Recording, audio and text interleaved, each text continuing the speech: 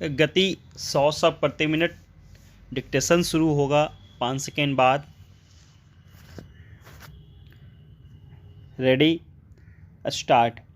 बाल विवाह के खिलाफ असम सरकार के हाल में शुरू किए गए अभियान पर गुवाहाटी हाई कोर्ट ने बेहद तल्ख मगर जायज़ टिप्पणी की है। हाई कोर्ट ने ठीक ही कहा कि इस अभियान ने लोगों की निजी ज़िंदगी में तबाही ला दी है। राज्य में बड़े पैमाने पर हो रही गिरफ्तारी के मद्देनज़र हाई कोर्ट का यह कहना महत्वपूर्ण है कि इन मामलों में हिरासत में पूछताछ की कोई ज़रूरत ही नहीं है। इसी महीने की 3 तारीख से शुरू किए गए इस अभियान के तहत पिछले करीब एक पखवाड़े में 3000 से ज़्यादा लोगों को गिरफ्तार किया जा चुका है। कई मामलों में बाल विवाह करने वाले आरोपियों के न मिलने की स्थिति में पुलिस परिवार के दूसरे सदस्यों को पकड़ रही है। पुलिस का कहना है कि वह उन्हीं रिश्तेदारों को पकड़ रही है जिनकी बाल विवाह कराने में भूमिका रही है, लेकिन व्यवहार में यह हो रहा है कि लोगों को पता ही नहीं कि पुलिस किसे उठा ले जाएगी। इस वजह से परिवार में एक भी बाल विवाह हुआ हो तो तमाम रिश्तेदार छिपते फिर रहे हैं। गिरफ्तारी के बाद कई प्रभावित परिवारों में कोई कमाने वाला नहीं रह गया है। कई मामलों में मां हिरासत में चली गई तो बच्चों पर ही छोटे भाई बहनों का ख्याल रखने की जिम्मेदारी आ गई है। और यह सब क्यों? सरकार भी मान रही है कि चाहे जितने लोगों को गिरफ्तार कर लिया जाए, ये शादियां वैध बनी रहेंगी। इन शादियों को निरस्त करने का इस कानून prohibition of child marriage act 2006 में बताया गया एकमात्र रास्ता यह है कि शादी के समझौते में पार्टी रहा कोई पक्ष जो शादी के समय नाबालिग रहा हो, जिला अदालत में ऐसी याचिका दायर करे। जिन लोगों को गिरफ्तार किया जा रहा है और जो इस गिरफ्तारी के खिलाफ प्रदर्शन कर रहे हैं, उनमें से कोई तो ऐसी अर्जी देने से रहा। हालांकि इन बातों का मतलब बाल विवाह की इस कुरीति का बचाव करना नहीं है। सवाल सिर्फ यह है कि इसे समाप्त करने का सबसे अच्छा तरीका क्या हो सकता है।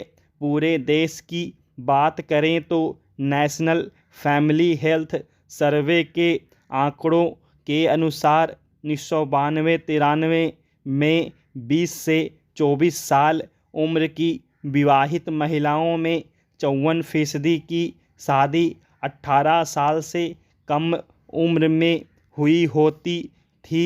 यह अनुपात 2005-06 तक 47% और 2019-21 तक 23% पर आ गया। आखिर बाल विवाह को रोकने के लिए पहले से कानून है, उसके बाद भी यह समस्या बनी हुई है। यानी सिर्फ कानून से इस मर्ज को दूर नहीं किया जा सकता। एक्सपर्ट्स कहते भी रहे हैं कि शिक्षा और आर्थिक विकास के साथ ऐसी शादियों का चलन कम होता जाता है। बेहतर होगा असम सरकार भी इन्हीं उपायों को अपनाए जिनके पहले अच्छे नतीजे मिल चुके हैं। उत्तर प्रदेश के कानपुर देहात जिले के मड़ौली गांव में घटी त्रासदी विचलित करने वाली है। लेकिन कल्पना करिए, अगर माँ बेटी के जलने की घटना नहीं हुई होती तो क्या होता। स्थानीय पुलिस और प्रशासन का मानो एक ही लक्ष्य था, परिवार को बलपूर्वक उजाड़ दो और ना माने तो कानूनी कार्रवाई करो। मां प्रमीला दीक्षित और बेटी नेहा दीक्षित की मौत के बाद भी प्रशासन का बयान आया कि दोनों ने स्वयं ही आग लगा ली। ऐसे में कई सवाल उठते हैं जिन्हें अनदेखा नहीं किया जा सकता। माँ बेटी स्वयं को आग क्यों लगाएंगी, इसका तार्किक उत्तर किसी के पास नहीं है। मान लिया दोनों ने खुद ही आग लगाई तो उसके लिए दोषी किसे माना जाएगा। क्या वहाँ मौजूद पुलिस प्रशासन और लोगों का दायित्व नहीं था कि उन्हें आग से बचाने की कोशिश करें, लेकिन किसी ने उन्हें बचाने की कोशिश नहीं की। आग लगने के बावजूद बुलडोज़र से झोपड़ी को गिराया जाना साबित करता है कि वहां मौजूद सरकारी महकमा हर हाल में मनमानी करने पर उतारू था, यानी उसे अपने विरुद्ध किसी तरह की कार्रवाई का डर नहीं था। जो लोग वहां थे वे भी आग में जलती माँ बेटी को बचाने का जतन करने के बजाय वीडियो बनाते रहे।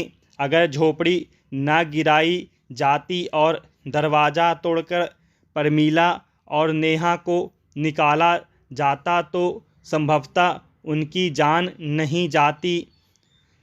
साफ है कि वहां उपस्थित अधिकारी, पुलिसकर्मी तथा झोपड़ी गिरवाने के लिए इकट्ठा हुए सारे लोग माँ बेटी की मौत के दोषी हैं। सरकार की तरफ से एसडीएम, लेखपाल, स्थानीय थाना प्रभारी सहित कुल 42 लोगों पर हत्या सहित गंभीर धाराओं में मुकदमा किया जा चुका है। एसडीएम निलंबित हुए और लेखपाल को गिरफ्तार कर लिया गया है। पीड़ित परिवार को मुआवजा, सरकारी नौकरी, कृषि भूमि का पट्टा, पेंशन आदि की घोषणा भी हो गई है। लेकिन क्या इससे सरकार की जिम्मेदारी पूरी हो गई? कई सवाल हैं जो इस प्रकरण के ज़्यादा गहरे पहलुओं की ओर संकेत करते हैं। ठीक है कि वह ज़मीन ग्राम समाज की है, लेकिन जब प्रशासन के पास इस मामले की शिकायत आई तो जांच में उसे यह पता क्यों नहीं चला कि पीड़ित कृष्ण गोपाल दीक्षित किस मजबूरी में वहां बसे हैं। 1 महीने पहले परिवार का पक्का मकान गिराया गया था। उसके बाद उसने झोपड़ी बनाई थी। जिस हैंडपंप से परिवार को पीने का पानी मिलता था उसे भी एसडीएम ने तुड़वा दिया था। ग्रामीण बता रहे हैं कि दीक्षित परिवार के आपसी तनाव की इसमें महत्वपूर्ण भूमिका है। दूसरे पक्ष की पूरी कोशिश थी कि किसी तरह इन लोगों को बेघर किया जाए।